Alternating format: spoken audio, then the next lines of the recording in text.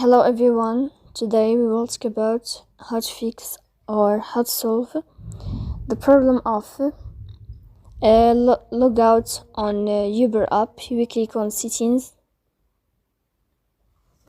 In this page you can click on apps, default apps, app settings. On above you can search about Uber and you can click. Then you can click on first stop and you can click OK. After that you will enter to the window of storage. Here you can click clear cache. Don't click clear data because that can cause you errors or can delete your account. In the end you can turn off your phone and you can turn on your phone again. So please don't forget to support us by like and subscribe. See you next time in another